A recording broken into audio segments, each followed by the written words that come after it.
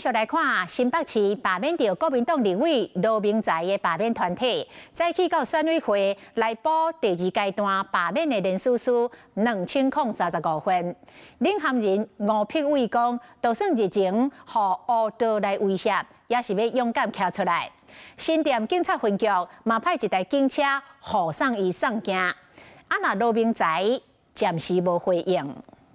新店分局出动一台警察车护送，罢团总算顺利将一箱的人数数送至新北市选委会。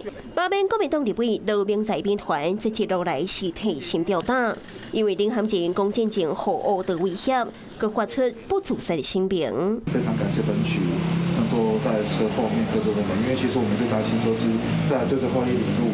如果中途有发生车祸什么的状况的话，其实就会延宕到我们送件的时程。本地敢若差564分，老尾罢团伫短短5天内收集到2035份的人数数，被获第2阶段安全过关。其实我今天不是从新店过来的，我昨天晚上躲到了其他地方去，对，而避免被追查这样子。所以在这一次的过程中，确实让大家感觉到很焦虑，而且也非常的害怕。老尾伫全台5区需要保健南洋立委罢免案中两线真济，佮提早4天送行。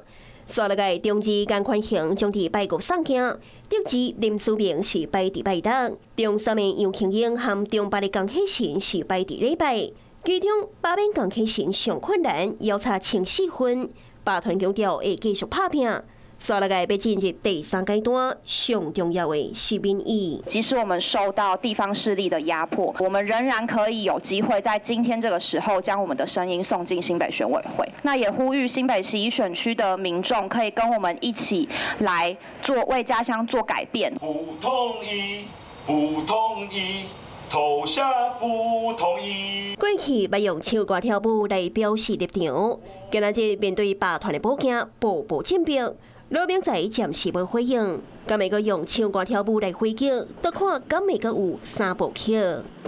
Hello， 我是张新文，想要抢先掌握最及时的新闻资讯吗？赶快订阅、按赞、开启小铃铛，锁定华视新闻 YouTube 频道。